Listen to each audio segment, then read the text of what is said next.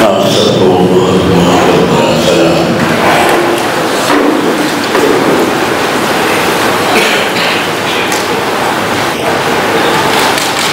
بھائیوں اور بہنوں،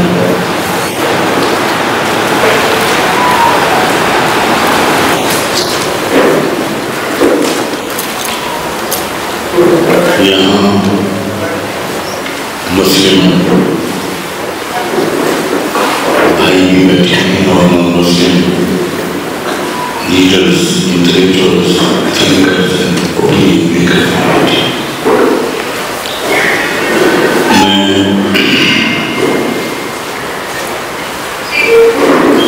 تھوڑے وقت میں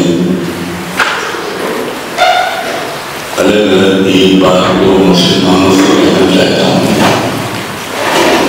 بہت صاف لفظوں میں۔ میں پلین ٹاپک کے لیے بدنام ہوں، اور اسی طرح ایک بات میں اپنے تمام مسلم بھائیوں سے بھی کہنا چاہتا ہوں، اسی طرح بالکل صاف لفظوں میں۔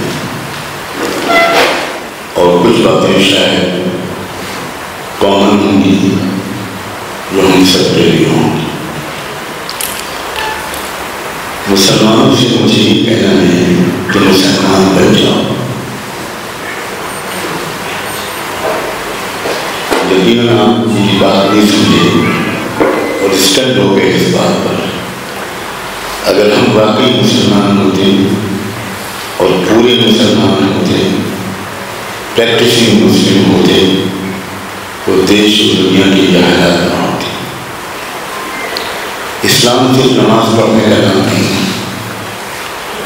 اسلام صرف کرتا پاجامہ اور ٹوپی کا نام نہیں، اسلام صرف داڑھی اور کربے کا نام نہیں، اسلام ایک ریولیوشنری تحریک ہے۔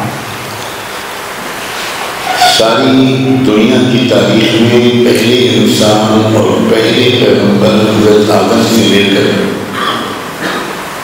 رحمت العالم سیدنا محمد رسول اللہ صلی اللہ علیہ وآلہ وسلم تک جتنے بھی پیغمبر آئے، بھارت میں بھی بہت سے پیغمبر آئے، دنیا کا کوئی علاقہ ایسا نہیں ہے جہاں پیغمبر نہ آئے ہوں، وہ سب بالکل ایک ہی پیغام لے کر آئے۔ سب کے پیغام کا خلاصہ یہ تھا کہ تم سب کا مالک ایک ہے، تم سب کا خدا، پوجنے کے لائق معبود، پیدا کرنے والا، عزت دینے والا، ذلت دینے والا، زندگی اور موت دینے والا، وہ ایک ہے۔ اس لیے اسی ایک کے سامنے سر جھکاؤ، اسی پر آستھا رکھو، اسی کی بھکتی کرو، اسی کی اپاسنا کرو۔ میں پوجا کا شبد نہیں بول رہا ہوں، پوجا اپنے ماں باپ کی بھی ہو سکتی ہے۔ آپ کو جان کر حیرت ہوگی، لوگ پڑھتے نہیں ہیں، ہندی اور سنسکرت میں پوجا عبادت کو نہیں کہتے، پوجا عزت کو کہتے ہیں، احترام کو کہتے ہیں۔ چاول کے ایک دانے کی بھی عزت کی جانی چاہیے، گلاب کے پھول کی ایک پتی کی بھی عزت کی جانی چاہیے، ایک غیر مخلوق کی عزت کی جانی چاہیے۔ بہت بڑی غلط فہمی ہمارے دیش میں اجانتا کی وجہ سے ہوئی ہے۔ چند پنڈتوں نے دھرم کی غلط ویاخیا کی، لوگوں کو روک دیا کہ تم ویداس نہیں پڑھ سکتے، تم خود قرآن نہیں پڑھ سکتے، تم خود اپنشد نہیں پڑھ سکتے، تمہیں تو ہم جو بتائیں گے وہ ماننا پڑے گا۔ اس سے بڑا انسانی ادھیکاروں پر اتیاچار اور حملہ انسانی تاریخ میں کبھی نہیں ہوا۔ جب عام انسان کو پڑھنے سے محروم کیا گیا، اس بیک گراؤنڈ میں سمجھیے کہ خدا کا جو آخری سندیش آیا قرآن، اس کا پہلا ورڈ یہ کیوں تھا کہ پڑھو، اقرا۔ اس کے بیک گراؤنڈ میں یہ ہے کہ کروڑوں لوگوں کو ہزاروں سال سے پڑھنے سے روک دیا گیا، کہا گیا تم شودر ہو، تم پڑھ نہیں سکتے، تم سن نہیں سکتے، اگر اگر کسی نے تم کو ویدانت سنا دیا، ایک لائن بھی سنا دی، تو تمہارے کان میں سیسا پگھلا کر ڈالا جائے گا، تم کو اندھا کر دیا جائے گا۔ پہلے جہالت پھیلائی گئی، اگنورنس پھیلائی گئی، اجانتا پھیلائی گئی، پھر اندھ وشواس میں مبتلا کیا گیا، اور پھر انسانوں کی عقلوں پر قبضہ کر کے کروڑوں انسانوں کو بیوقوف بنا کر، کروڑوں انسانوں کو ان کے اپنے انڈیپینڈنٹ ڈیسیژن کا ادھیکار ان سے چھین کر ان کو انسانوں ہی کے سامنے جھکا دیا گیا۔ عجیب و غریب بات ہے، خود کہتے ہیں کہ شری رام چندر جی مریادا پروشوتم تھے۔ میں پوچھتا ہوں اگر وہ انسان تھے تو وہ خدا کیسے ہو گئے؟ میں پوچھتا ہوں اگر وہ انسان تھے تو ان کو کس نے پیدا کیا تھا؟ ان کے باپ کو کس نے پیدا کیا تھا؟ ان کی ماں کو کس نے پیدا کیا تھا؟ یہ کیا جانتا ہے کہ ہم اپنے جیسے کسی انسان کو، ہم اچھے انسان کی عزت کریں، ہم مہاپرشوں کا آدر و سمان کریں، ان کی اچھی شکشا سے پورا فائدہ اٹھائیں، یہ بالکل سمجھ میں آنے والی بات ہے۔ لیکن کسی اچھے سے اچھے انسان کی اپاسنا نہیں کی جا سکتی، اچھے سے اچھے انسان کی بھکتی نہیں کی جا سکتی۔ اپاسنا اور بھکتی، عبادت اور بندگی صرف اس ایک ہی کی جا سکتی ہے جس نے زمین بنائی اور آسمان بنایا، جس نے انسان کو پیدا کیا، جس نے پہاڑ بنائے، جس نے ہوائیں چلائی، جس نے پھل پھول اور پودے پیدا کیے، جس نے اناج پیدا کیا، جس نے ہر ضرورت کی چھوٹی بڑی چیز پیدا کی۔ مسلمانوں، آپ سے غلطی ہوئی ہے، ہم سب مسلمانوں سے، ہم پورے مسلمان نہیں پڑے۔ ہم نے کیوں نہیں اپنے پڑوس کے ایک ایک شخص سے دوستی کی؟ کیوں ہم نے پریچے نہیں کیا؟ کیوں ہم نے اپنے نان مسلم بھائیوں اور بہنوں کو مسجدوں میں نہیں بلایا؟ یہ کون سے قرآن کی آیت اور حدیث میں ہے کہ نان مسلم لوگ مسجد میں نہیں آ سکتے؟ مسجدوں میں بلائیے، اپنے پڑوسیوں کو بلائیے، اپنے محلے کے نان مسلم پروشوں اور مہیلاؤں کو بلائیے اور ان کو بتائیے، مسجد پریچے کرائیے اور ان کو بتائیے کہ ہم مسجد میں کیا کہتے ہیں۔ ہم اب تک 25-30 کروڑ مسلمان بھارت میں رہتے ہیں، لیکن ابھی تک ہم یہ نہیں بتا سکے کہ اللہ اکبر میں ہم کہتے کیا ہیں۔ ابھی بھی اس دیش میں کتنے نان مسلم ابھی موجود ہیں جو یہ اذان سن کر ان کو تعجب ہوتا ہے کہ مہاراجا اکبر کو مرے ہوئے تو زمانہ ہو گیا، مسلمان اب بھی مہاراجا اکبر کو دن میں 5 بار یاد کرتے ہیں۔ بہت نونسنس ہے، یہ ہمارا فیلیور ہے۔ ہم نے کیوں نہیں بتایا، کمیونیکیشن کیوں نہیں کیا؟ دیکھیے 3 راستے ہوتے ہیں جہاں کئی آستھائیں ایک ساتھ رہتی ہوں، جہاں کئی قومیں ایک ساتھ رہتی ہوں، جہاں الگ الگ مانویتائیں ایک ساتھ رہتی ہوں، وہاں کے لوگوں کے درمیان ریلیشنز کے لیے 3 راستے ہیں، 3 آپشن ہیں، 4تھ آپشن نہیں موجود ہے۔ یا آئسولیشن ہے کہ سب لوگ الگ الگ رہیں، کوئی ملاقات نہیں، کوئی بات چیت نہیں۔ اس قسم کے جلسوں میں میٹھی میٹھی باتوں سے میں دھوکے میں نہیں آتا۔ اس سے دیش کا مسئلہ اگر حل ہوا ہوتا تو جتنے اچھے جلسے، جتنے اچھے اپدیش اور مانوتا اور انسانیت کا پیغام دینے والے جتنے جلسے ہمارے دیش میں ہوتے ہیں، مجھے نہیں معلوم کہ دوسرے کسی دیش میں ہوتے ہیں۔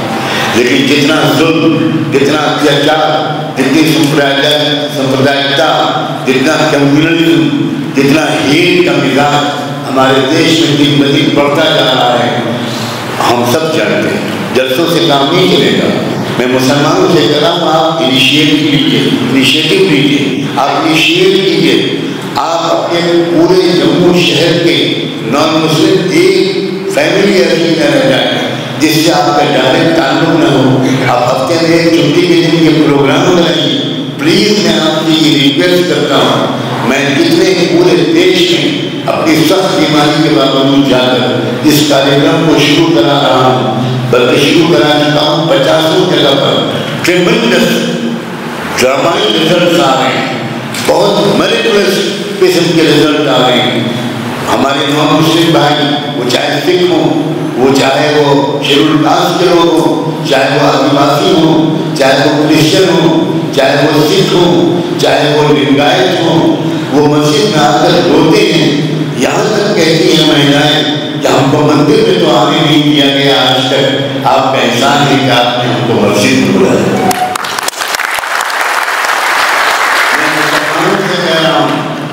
آپ انتظار مت کیجیے. آپ ان پولیٹیکل لیڈرز کے سہارے اپنے دیش کو جہنم میں مت جانے دیجیے. ان پولیٹیکل لیڈرز کا بھروسہ کرنا بہت مشکل ہے. یہ صبح کو سفید دھوتی پہنتے ہیں, شام کو ان کی دھوتی کا رنگ بدل جاتا ہے, ان کی پارٹی بدل جاتی ہے. میں تو اکثر کہتا ہوں پولیٹیکل لیڈرز کی پتنیوں کے ساتھ, ان کی وائف کے ساتھ, ان کی فیملیز کے ساتھ مجھے بڑی ہمدردی ہے. وہ گھر سے سفید دھوتی پہن کے اسمبلی کے اجلاس میں جاتے ہیں اور وہاں سے فون کر کے بیگم کو کہتے ہیں کہ جلدی سے دوسری ایک پیلی یا نیلی رنگ کی دھوتی بھیج دو, میں نے پارٹی بدل لی. اور شام کو جب اجلاس اسمبلی کا لمبا ہو جائے تو کہتے ہیں سوری بیگم ایک تیسری دھوتی چاہیے کیونکہ میں نے پھر پارٹی بدل لی. آپ ان پولیٹیکل لیڈر سے کہتے ہیں کہ آپ کے دیش کو حوالے کر رہے ہیں. آپ پروفیسرز ہیں, آپ لیکچررز ہیں, آپ تھنکرز ہیں, آپ سائنٹسٹ ہیں, آپ سوشل ایکٹیوسٹ ہیں. کیوں آگے بڑھ کر اس دیش کو نرک میں جانے سے بچانے کے لیے خود انیشیٹو کیوں نہیں لیتے؟ پولیٹیشنز کا مزاج ان کو تو ستا چاہیے, تو جو چیز ستا میں پہنچائے ان کو, وہ چاہے صحیح ہو یا غلط, وہ سفید ہو یا کالی, ان کو تو اس چیز کو اپنانا ہی اپنانا ہے. اس لیے ان کا ٹارگیٹ دیش کا سیوا نہیں ہے, ان کا ٹارگیٹ صرف ستا پہ قبضہ کر کے مجھے اور آپ کو لوٹنا ہے. کھری کھری باتیں ہونی چاہیے. ہماری غلطی ہے مسلمانوں. اسلام اس کی اجازت بالکل نہیں دیتا کہ آپ آئسولیشن میں رہیں, ہرگز نہیں. اسلام اس طرح پھیلتا نہ. اگر شروع کے مسلمان آئسولیشن میں رہتے, پوری دنیا کے سپر پاورز میں اسلام پھیل گیا. پوری دنیا کے لوگوں نے, مظلوموں نے, غریبوں نے, مزدوروں نے, کسانوں نے, مہیلاؤں نے, گرے پڑے لوگوں نے آگے بڑھ کر اسلام کو قبول کیا. اس لیے تو انہوں نے جب صحیح اسلام دیکھا, اوریجنل اسلام دیکھا اور کمپلیٹ اسلام دیکھا, میرے الفاظ کا غور کیجیے گا, آدھی ادھورے اسلام جس پر ہم چل رہے ہیں اس میں وہ اٹریکشن نہیں ہے. اس کی وجہ سے غلط فہمیاں پھیل سکتی ہیں, نفرتیں پھیل سکتی ہیں, بادھائیں بڑھ سکتی ہیں, دوریاں بڑھ سکتی ہیں, فاصلے بڑھ سکتے ہیں. اس لیے مسلمانوں سمجھ کر خاص علماء وہ مسجد و مدرسے کے اندر کنفائن ہو گئے. میں چاہتا ہوں آج انیشیٹو لیا جائے اور یہ جو پیارے پیارے لوگ بیٹھے ہوئے ہیں ان کو ساتھ لے کر ایک پورا ماس کانٹیکٹ کی مہم چلائی جائے. ایک ایک شخص سے رابطہ قائم کیجیے. آپ کہیے کہ تیسرے کے مدھیم سے ہم کو مت سمجھو. مسلمانوں اس بات کو ایک ایک بچے پر کے گھر میں پہنچاؤ, کسی میڈیا کے ذریعے سے, کسی تیسرے کے ذریعے سے. ہمیں ہمارے بارے میں رائے قائم مت کرو, ہمیں قریب سے خود دیکھو. ہماری مسجدوں میں آؤ, ہمارے گھروں میں آؤ, اپنی مہیلاؤں کو ہمارے ساتھ بھیجو. ہم ان کا آدر و سمان کریں گے, ان کی خاطر تواضع کریں گے.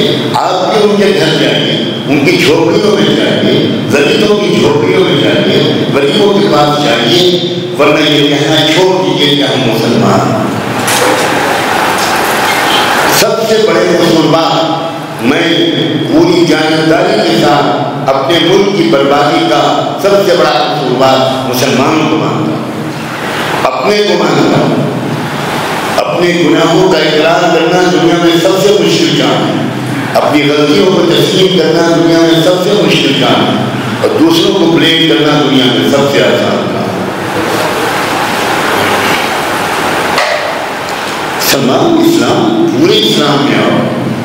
اگر پورے اسلام میں آتے تو یہ دیش آج بھی محبت کا قدردان ہے, یہ دیش آج کی روحانیت کا قدردان ہے. کیا آپ نہیں دیکھتے کہ اللہ والوں کے جو مزارات ہیں ان کے اوپر جانے والے لوگ کیا مسلم نہیں ہیں؟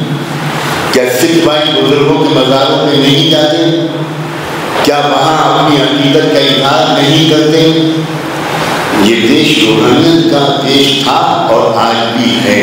ہزار بگاڑنے کے باوجود تھوڑے سے لوگوں کو چھوڑ کر دیش کی جو میجورٹی ہے وہ آج بھی تیار ہے اس بات کے لیے، لیکن چونکہ ایک طرف سے کوئی کمیونیکیشن نہیں ہے اور دوسری طرف سے آنسلاٹ ہے نفرت کا، جھوٹ کا، الزامات کا، غلط فہمیوں کا، تو بیچارے لوگ متاثر ہو گئے۔ تو isolation is not a solution. دوسرا ایک امکان ہوتا ہے جہاں مختلف مانیتاؤں والے، تہذیبوں والے، سنسکرتیوں والے، آستھاؤں والے لوگ رہتے ہوں، وہاں ہوتا ہے ایک راستہ کنفرنٹیشن کا۔ کنفرنٹیشن بھی سولوشن نہیں ہے، ہرگز نہیں۔ کنفرنٹیشن سے پرابلمس بڑھتے چلے جاتے ہیں، چیلنجز بڑھتے جاتے ہیں، تکلیفیں بڑھتی جاتی ہیں، ستا اور پاور کا مس یوز کرنے کا لوگوں کو موقع مل جاتا ہے، اپنے دل کی بڑھاس نکالنے کا موقع مل جاتا ہے۔ تو کنفرنٹیشن بھی مسئلے کا حل نہیں ہے۔ میں مسلمانوں سے کہہ رہا ہوں ایک ہی حل ہے اور وہ ہے communication. No isolation and no confrontation but only communication۔ 5 چیزیں بتائیے، پوچھیے اپنے لوگوں سے آپ کو ان سے کیا شکایت ہے، بتائیے کیا آپ کو بتایا گیا ہمارے بارے میں، ہماری ہسٹری کے بارے میں، قرآن کے بارے میں کیا بتایا گیا۔ ہم غلطیوں کو دور کریں گے، غلط فہمیوں کو دور کریں گے، ہم بتائیں گے آپ کو یہ جو کہا جا رہا ہے کہ قرآن میں یہ لکھا ہے، اس کا کیا مطلب ہے، کیا کانٹیکسٹ ہے۔ کیا قرآن کی تشریح وہ لوگ کریں گے جو قرآن کو پڑھنا بھی نہیں جانتے؟ کیا انڈین کانسٹیٹیوشن کو ایکسپلین وہ لوگ کریں گے جو انڈین کانسٹیٹیوشن کو مانتے بھی نہیں ہیں؟ یہ کہاں کا غلط دھندا ہے، کہاں کی زیادتی ہے، کتنی نان سینس اسٹوپڈ اپروچ ہے۔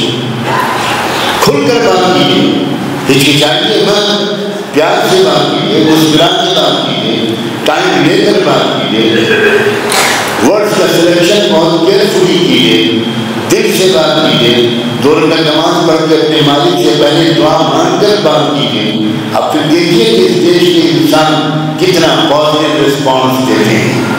اس کی کھٹی میں، اس کی مٹی میں پیار ہے، روحانیت ہے، اسپرچولیٹی ہے۔ یہ دنیا کا ایک انوکھا ملک ہے۔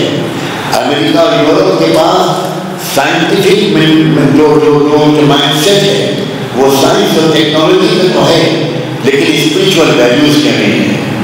بہت سے ممالک ایسے ہیں جہاں اسپرچول ویلیوز تو ہیں لیکن سائنس اور ٹیکنالوجی کا ان کا مائنڈ سیٹ نہیں ہے۔ ہمارا یہ عظیم ملک بھارت، اس کو خدا نے دونوں خزانے دونوں ہاتھ سے دیے۔ یہ ملک اسپرچول ویلیوز کا بھی ہے، اسپرچولی سینسیٹیو ملک ہے، یہ مردہ ملک نہیں ہے۔ اور ساتھ ساتھ اس ملک کے پاس جو سائنٹفک ٹیمپرمنٹ ہے وہ بھی دور دور دیکھنے کو نہیں ملتا۔ پورے سب کانٹیننٹ میں دنیا کا بہت بڑا حصہ دیکھ کر آیا ہوں، اور میں خالی گھومنے نہیں جایا کرتا تھا، میں کہیں نہیں جاتا تھا دیکھنے، میں آبزرو کرتا تھا، لرن کرتا ہوں، سیکھتا ہوں۔ یورپ اور امریکہ اسپرچول ویلیوز کے لحاظ سے بینکرپٹ ہیں، اور بہت سے ممالک سائنس اور ٹیکنالوجی کے ڈیولپمنٹ کے لحاظ سے بہت بیکورڈ ہیں۔ ہمارا یہ سب کانٹیننٹ بہت رچ ہے دونوں میں، لیکن یہ غلط لوگوں کے ہاتھ میں آ گیا ہے، اور وہ ہماری غلطی کی وجہ سے آ گیا ہے۔ وہ پوٹینشیل کو، اس دیش کے پوٹینشیل کو ڈیمیج کر رہے ہیں، اس کو نقصان پہنچا رہے ہیں۔ اس کی صلاحیت ایسی ہے اس ملک کی کہ اگر اس ملک کی صلاحیت کو ٹھیک سے استعمال کیا جائے، یہاں کے لوگوں کو صحیح ڈائٹ دی جائے، پراپر ڈائٹ دی جائے، تو یقیناً یہ ملک ہر اعتبار سے دنیا کی سب سے بڑی طاقت بن جائے۔ صرف اکنامک طاقت نہیں، صرف نیوکلیئر طاقت نہیں، بلکہ مورل طاقت، اسپرچول طاقت، اخلاقی طاقت۔ اور دنیا کو اس وقت اکنامک لیڈنگ اسٹیٹ سے زیادہ مورل لیڈنگ اسٹیٹ کی ضرورت ہے۔ دنیا بینکرپٹ ہو چکی ہے، دنیا بالکل ویلیوز کے لحاظ سے بینکرپٹ ہو چکی ہے۔ اب دوسری بات میں نان مسلم جو بھائی اور خاص طور پر جو thinkers, leaders, opinion makers, intellectuals یہاں موجود ہیں، ان سے اتنی طرح صاف لفظوں میں بات کرنا چاہتا ہوں۔ میں 50 سال سے آبزرو کر رہا ہوں کہ نان مسلم لوگ جو پریچ کرتے ہیں، بھاشن دیتے ہیں، اسپیچ دیتے ہیں، تقریریں کرتے ہیں، اس میں بھلائیوں کا شوق تو دلاتے ہیں لیکن برائیوں پر روک ٹوک نہیں لگاتے. یہ بہت امپورٹنٹ بات ہے. قرآن مجید میں کہیں بھی ایک جگہ پر بھی صرف بھلائیوں کا پرچار کرنے کا اپدیش نہیں دیا. ہر جگہ یہ کہا امر بالمعروف والنہی عن المنکر، تمہیں بھلائیوں کو سماج میں پھیلانا بھی ہوگا اور برائیوں کو ٹوکنا بھی ہوگا. مصیبت یہ ہے کہ جب آپ کا سماج زیادتی کرتا ہے، جب آپ کا سماج ظلم کرتا ہے، جب اس ملک کا وہ سماج جس کو جھوٹ کی میجورٹی قرار دیا گیا ہے، میں چیلنج کرتا ہوں کوئی آ کر یہ ثابت کر دے کہ ہمارے دیش میں ہندو میجورٹی میں ہیں. ایبسلیٹلی فالس ہے یہ بات. میں چیلنج کرتا ہوں کیا شیڈول کاسٹ کے لوگ ہندو ہیں؟ مجھے جواب دیجیے. یہ لیڈر بیٹھے ہیں، کیا دلت لوگ ہندو ہیں؟ کیا سکھ لوگ ہندو ہیں؟ بتائیے سمجھا. کیا سکھ ہندو ہیں؟ کیا کرسچن ہندو ہیں؟ کیا لنگائت ہندو ہیں؟ وہ بھی چیز کی بھی اوورولنگ میجورٹی ہندو نہیں ہے. یہ ہندو آئیڈینٹی پولیٹیکل آئیڈینٹی ہے، it is not a religious identity. Please اس بات کو سمجھیے گہرائی سے، آپ پڑھے لکھے لوگ ہیں. یہ سیاسی آئیڈینٹی دی گئی ہے just to prove an artificial majority, ایک مصنوعی جھوٹی میجورٹی بنانے کے لیے نان ہندوز کو ہندو بنایا گیا ہے. اور ہمارے بھی بھائی بھولے پن میں آج سے 100 سال پہلے ہندو مہاسبھا اور RSS کی کوششوں کے نتیجے میں یہ بھی اپنے کو ہندو سمجھ بیٹھے. انہوں نے بھی سینسس میں دھرم کے سارے میں اپنے آپ کو ہندو لکھ لیا.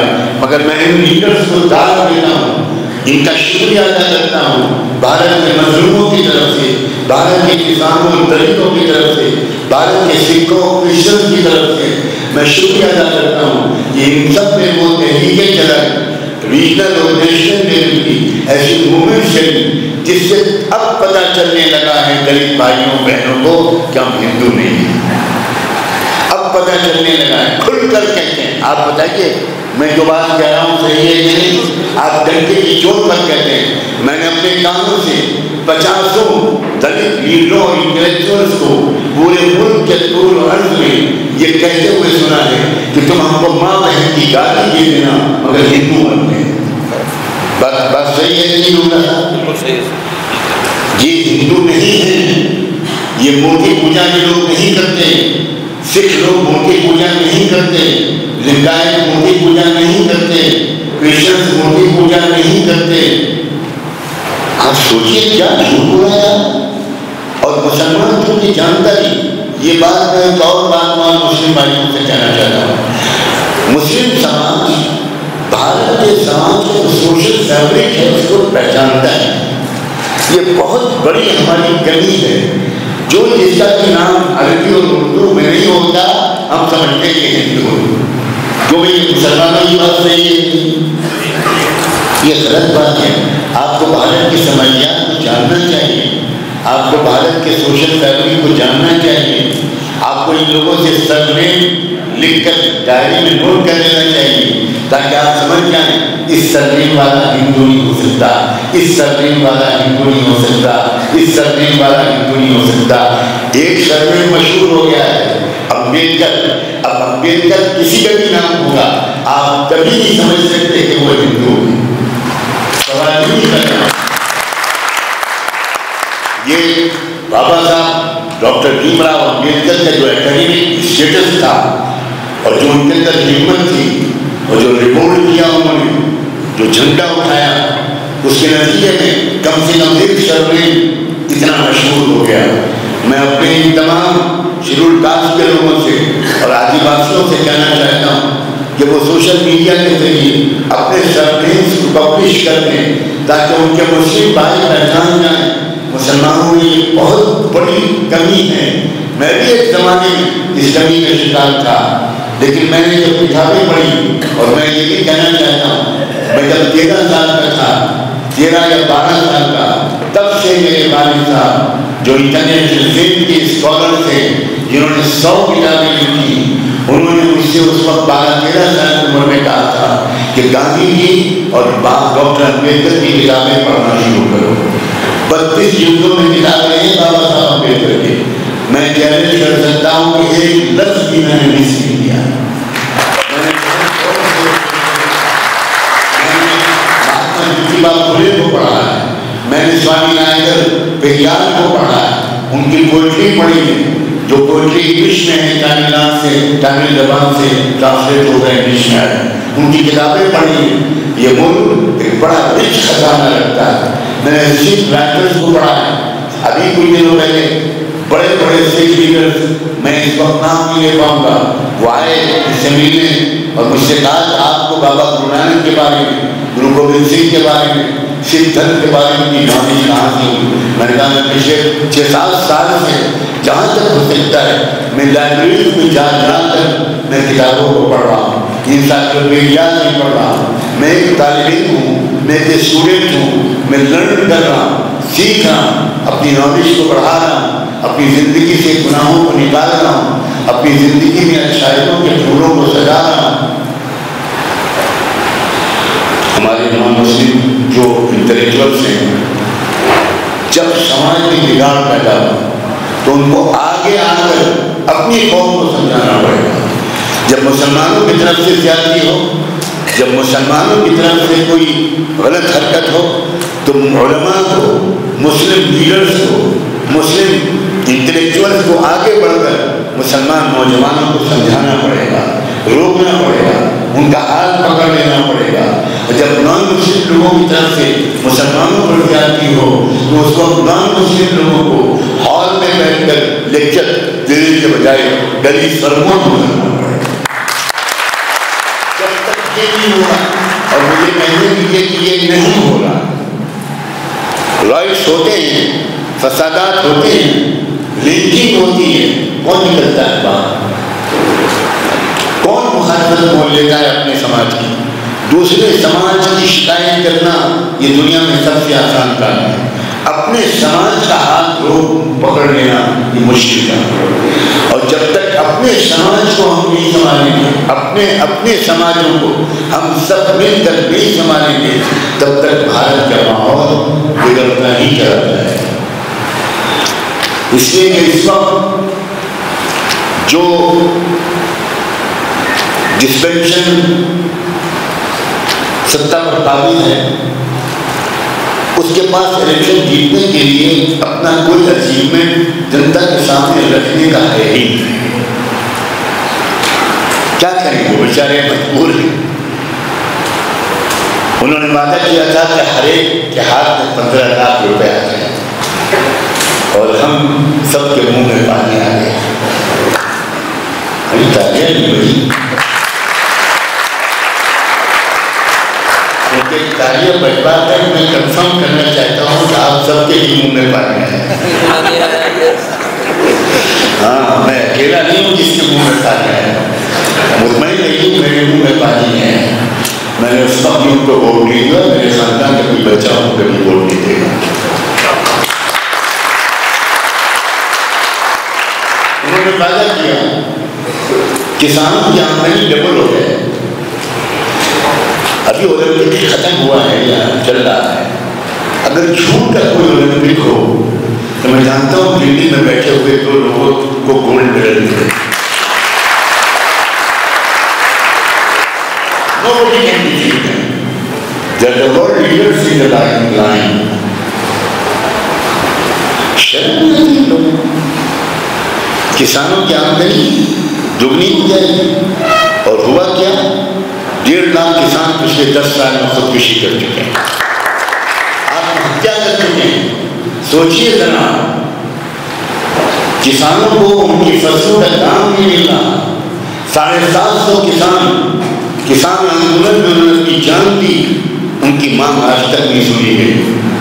نوجوان کسان کی سر پر گولی مار کر اس کو ہلاک کر دیا گیا. یہ کیسی ڈیموکریٹک گورنمنٹ ہے؟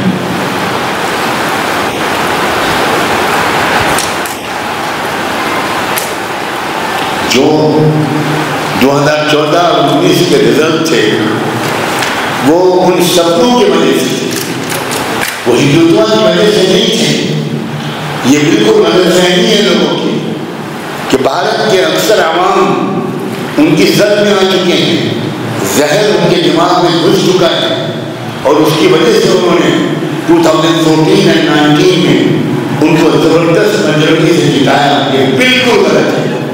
ہندوتوا کی وجہ سے انہوں نے ووٹ نہیں ڈالا تھا، انہوں نے 15 لاکھ کی امید میں ووٹ ڈالا تھا، انہوں نے کسانوں کی ڈبل آمدنی کے امید میں ووٹ ڈالا تھا، انہوں نے 2 کروڑ یوتھ 2 کروڑ نوجوانوں کو ہر سال جاب ملے گا یہ وعدہ کیا تھا۔ تو ہمارے ملک میں نان امپلائمنٹ 45 سال میں اتنا کبھی نہیں ہوا جتنا آج کل ہے۔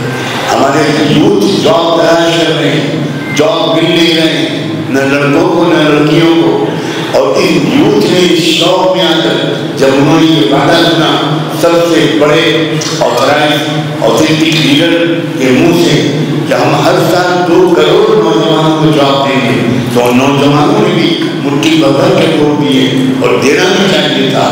لیکن اس سال آپ مجھے بتائیے 2024 کے الیکشن میں کیا ہوا؟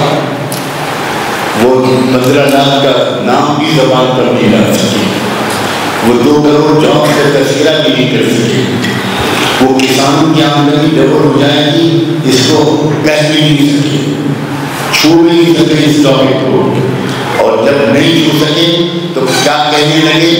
اگر کانگریس آ گئی تو کانگریس تمہاری مہیلاؤں کی گردن سے منگل سوتر چھین کر لے جائے گی اور مسلمانوں میں بانٹ دے گی۔ شرم آتی ہے کہ کتنے لو اسٹیج پر ہمارے دیش کے پالیٹکس کو پہنچا دیا گیا۔ کہا گیا تمہارے پاس 2 بھینسیں ہوں گی تو آپ بھی تو کوئی بولیے، ایک بھینس چلا کر مسلمانوں کو دے دی جائے۔ آج سوچیے کیا یہ شرم کی بات ہے؟ کیا یہ دکھ کی بات ہے؟ آپ کے اور ہمارے ووٹ ڈیوائڈ ہوتے ہیں، اسی لیے جموں کے الیکشن کے نتیجے وہ نکلے ہیں جو نہیں نکلنے چاہیے۔ کوئی تعلیم نہیں بتانا، ڈر رہے ہیں آپ اپنے زندگی سے، ڈر رہے ہیں اپنے آپ کے پرسنل پارلیمنٹ سے۔ کیوں یہ نتیجے نکلے؟ اگر ماحول جموں کا وہی تھا جو اس ہال کا ہے تو کیا یہ رزلٹ آنے چاہیے تھے؟ آپ کے ووٹ ڈیوائڈ ہو رہے ہیں، آپ ڈر کے مارے ووٹ ڈال رہے ہیں، آپ لالچ میں آ کر ووٹ ڈال رہے ہیں، ہمارے گاؤں کے ہاتھ کے لوگ 500 روپے میں ووٹ ڈال رہے ہیں، ہو سکتا ہے کچھ لوگ شراب کی بوتل کے بدلے ووٹ دے رہے ہوں۔ یہ استر ہے ہمارے سماج کا۔ ہال میں پڑھے لکھے لوگوں کے درمیان بیٹھ کر آپ بھارت کا اور جموں کا کشمیر کا اندازہ نہیں کر سکتے۔ کتنے کم پڑھے لکھے لوگ ہیں جن کو آسانی سے بہکایا اور بہلایا جا سکتا ہے، ڈرایا اور لالچ کیا جا سکتا ہے۔ اس دیش کو بچائیے، خدا کے لیے ہمت سے آگے بڑھیے۔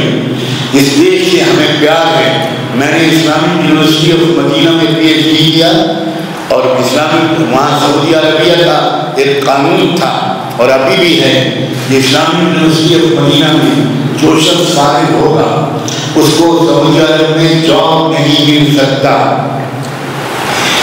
لیکن مجھے خبر ملی تھی، مجھے کس دن ڈگری ملی، اس کے نیکسٹ ڈے میں رجسٹرار آفس میں گیا اور رجسٹرار صاحب سے اپلیکیشن دی ان کو کہ میں فارغ ہو گیا، میری پڑھائی پوری ہو گئی، I want to go back home, میری ڈاکومنٹس جو ٹریول ڈاکومنٹس ہیں وہ تیار کر دیجیے۔ تو رجسٹرار بہت ہی خوش اخلاق انسان تھا، کہنے کیا تمہارا دماغ سے تم کل تم کو ڈگری ایوارڈ ہوئی ہے اور آج تم واپس جانے کی بات کر رہے ہو؟ ارے اطمینان سے رہو، ریلیکس کرو، کوئی جلدی نہیں ہے۔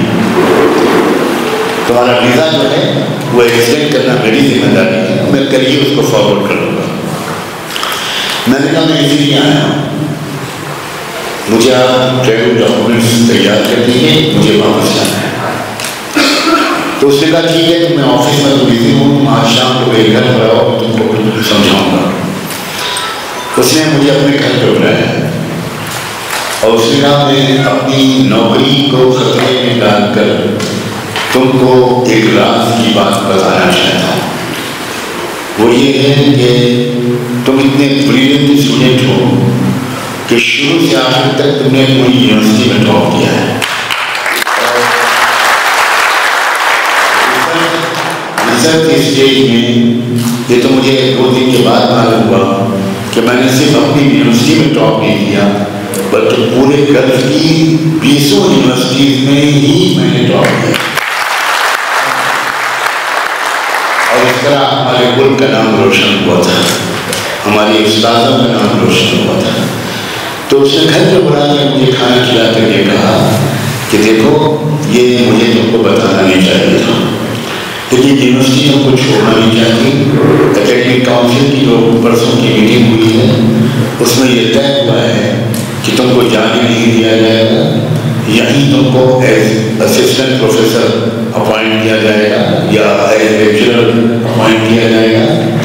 اور اس کے لیے آج ہی ایک لیٹر سعودی گورنمنٹ کو, جو وہاں کے چانسلر تھے اس وقت کراؤن پرنس فہد تھے, وہ ہماری یونیورسٹی کے چانسلر تھے, تو ہمارے وائس چانسلر نے ان کو یونیورسٹی کی طرف سے ایک پروپوزل بھیجا ہے کہ اس لڑکے کو ایگزام کر دیا جائے.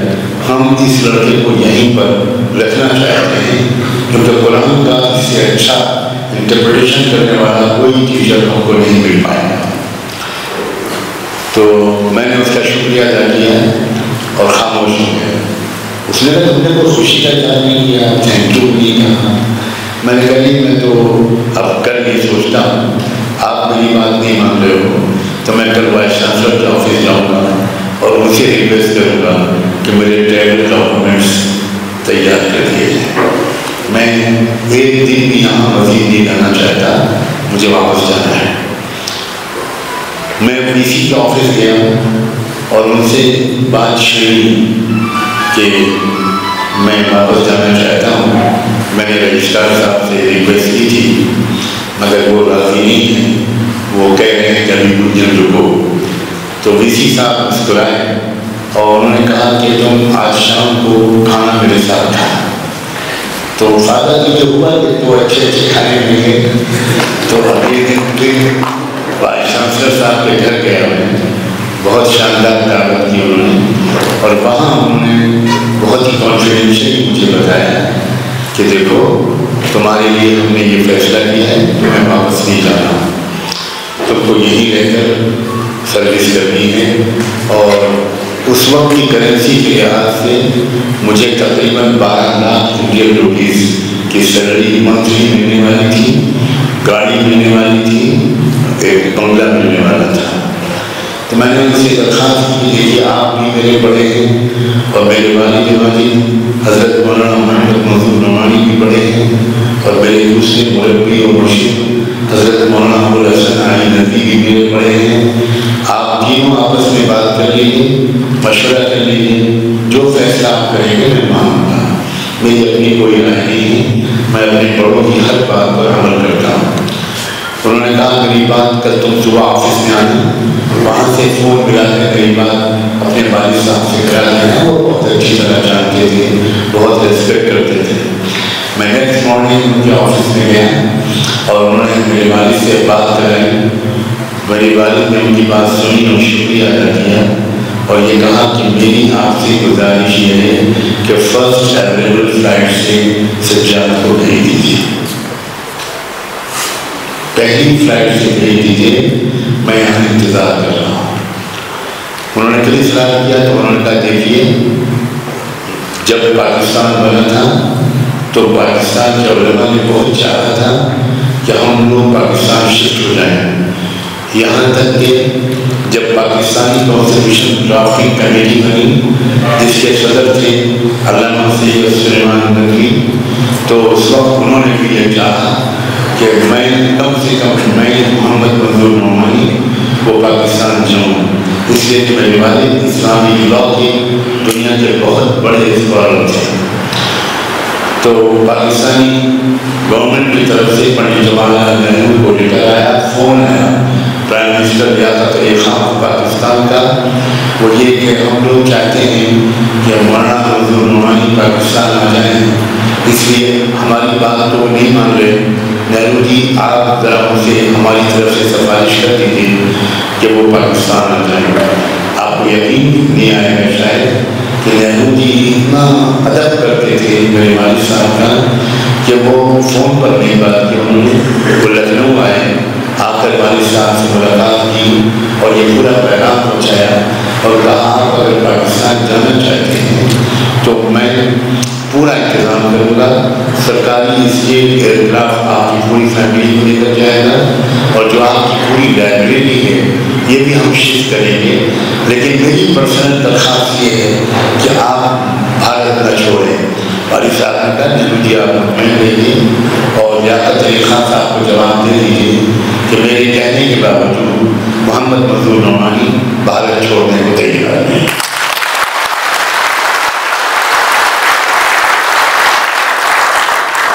آج ہمیں کہا جاتا ہے کہ وہ بھارت چھوڑو، آج 9 اگست ہے، 9 اگست کو کوئٹ انڈیا تحریک چلی تھی گاندھی جی کے قیادت میں۔ آج اس 9 اگست کو ہم فیسسٹ کمیونل فورسز سے آپ کے مادھیم سے یہ کہنا چاہتے ہیں کوئٹ انڈیا۔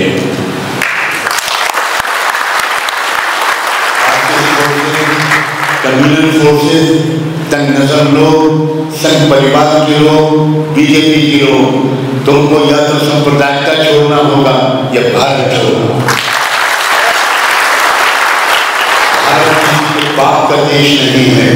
ابھی ڈوگرا صاحب نے کہا تھا تم تو باہر سے آئے ہو، ہم ہیں مول نواسی، ہم ہیں اس دیش کے اصل باشندے، لیکن مسئلہ کیا ہے، ہم آپس ہی میں لڑ رہے ہیں، ہمارا آپس میں کمیونیکیشن نہیں، ہم آپس میں گھریلو تعلقات نہیں بناتے، ہم آپ کے گھر نہیں جاتے، ہمارے گھر نہیں جاتے۔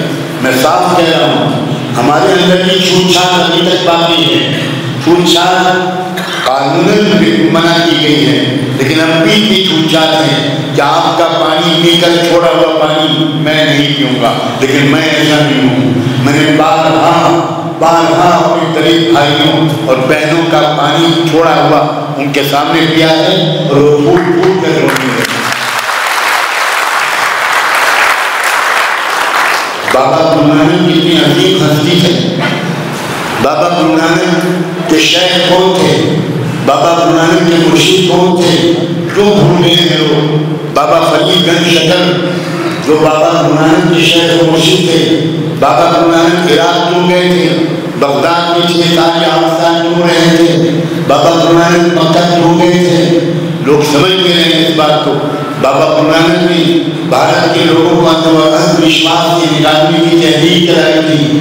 سکھزم ایک تحریک ہے مورتی پوجا کے خلاف، اندھ وشواس کے خلاف اور منواد کے خلاف، برہمنیکل سوشل آرڈر کے خلاف، لیکن سکھ بھائی بھی پوری طرح اس سکھزم کی اسپرٹ کو بھول گئے ہیں۔ اللہ کرے میری یہ بات غلط ہو۔ میں جب امرتسر کے دورے پر، پنجاب کے دورے پر گیا تو میں گولڈن ٹیمپل کی جتھیدار صاحب ان سے میں نے فون پر بات کی، سردار حبیب سنگھ تھے اس وقت، میں نے ان سے کہا کہ میں آپ کی خدمت میں حاضر ہونا چاہتا ہوں، تو وہ مجھے پہچان کے کہنے لگا آپ وہی نعمانی صاحب بول رہے ہیں جن کے یوٹیوب پر لیکچرز آتے ہیں۔ مجھے خوشی بھی ہوئی اور تعجب بھی ہوا۔ میں کہا جی میں وہیں بول رہا ہوں۔ کہنے لگا آپ میرے پاس نہیں آئیں گے، میں آپ کے پاس آؤں۔ میں نے کہا تو ایک تو مجھے آپ کی خدمت میں حاضری کا شرف حاصل ہوگا، دوسرے مجھے دربار صاحب کی زیارت نصیب ہوگی۔ میں آنا چاہتا ہوں وہاں جس کی بنیاد مسلمانوں سے رکھوائی تھی۔ بابا گرو نانک نے گولڈن ٹیمپل کی بنیاد ایک صوفی سے رکھوائی تھی، ایک مسلمان سے رکھوائی تھی۔ کیا مردان شاہ کی کہانی کے بغیر گرو نانک جی کی کہانی مکمل ہو سکتی ہے؟ کیوں آج یہ دنیا پیدا ہو گئی؟ جو سکھوں اور مسلمانوں کو بھی دور کرنے کی کوشش کی جا رہی ہے؟ یہ تو خدا کا شکر ہے پچھلے چند سالوں کے اندر سکھوں کے اندر صاف صاف سچائی کا اعلان کی جرت آ گئی، اور میں نے ایک سکھ لیڈر کی وہ زبان ہزاروں لاکھوں 50-60 ہزار کے مجمع میں ایک سکھ لیڈر نے یہ بات صاف صاف کہی تھی کہ ہم ہاتھ جوڑ کر مسلمانوں سے معافی مانگتے ہیں. جو ہمارے دوست تھے ان کو ہم نے دشمن سمجھا تھا اور جو ہمارے دشمن تھے ان کو ہم نے دوست سمجھا. وقت آ گیا ہم سب مل کر اس بھارت کے نرمان، اس بھارت کی ترقی کے لیے کوشش کریں. اس بھارت میں وہ پوٹینشل ہے، یہ پوری دنیا کا امام بن سکتا ہے، پوری دنیا کو لیڈ کر سکتا ہے، اسپرچولی بھی اور سائنٹیفکلی بھی، میتھمیٹک کے اعتبار سے بھی. یہاں کے برین میں میتھمیٹک کو سمجھنے کی جو صلاحیت ہے، دور دور بہت سے ملکوں کے برینس میں وہ صلاحیت نہیں ملتی. سم تھنگ ویری ایکسٹراڈنری اللہ تعالیٰ نے ہمیں اور آپ کو دی ہے. لیکن مٹھی بھر پولیٹیشنز ہمیں آپس میں لڑاتے ہیں باہر کی طاقتوں کے اشارے پر. کیونکہ اگر کہیں بھارت کے اندر کی یہ سماج مل گئے اور ان کی ریسورسز، ہیومن ریسورسز بھی اور فائنینشیل ریسورسز بھی، اگر یہ آپس میں لڑنے کے بجائے محبت کے ساتھ، بھروسے کے ساتھ مل جل کر دیش کی ترقی میں اگر یہ انہوں نے بھاگ لینا شروع کیا تو امریکہ اور یورپ کا دنیا میں نام و نشان بھی ہے. بھارت میں اتنا پوٹینشل، باتیں بہت لمبی کہی جا سکتی ہیں لیکن میں آپ کو زیادہ ٹائم دینا چاہتا. میں صرف ایک بات چاہتا ہوں، آج کے اس جلسے سے کیا یہ رزلٹ مل سکتا ہے؟ اور میں اس میں آرگنائزرز کا بھی جواب چاہوں گا، مہمانوں کا بھی جواب چاہوں گا. آپ کسی بھی کوئی اگر آدھی منٹ میں اپنی رائے کسی کو دے سکتا ہے، کیا یہ نہیں ہو سکتا کہ جوائنٹ ایکتا فورم آج ہی جلسے سے بنے اور یہ تحریک مسلسل چلے، یہ تحریک سجاد نعمانی کی آمد کے انتظار میں نہ رہے.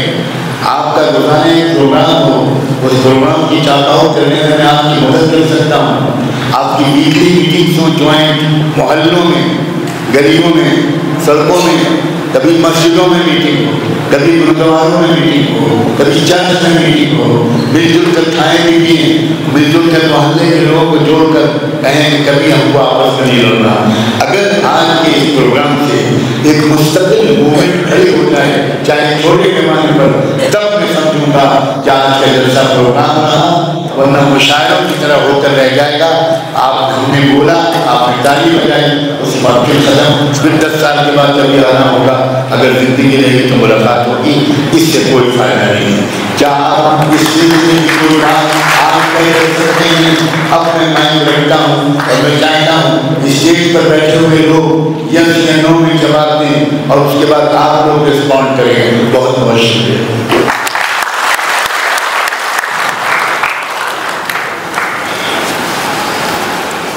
Mm-hmm.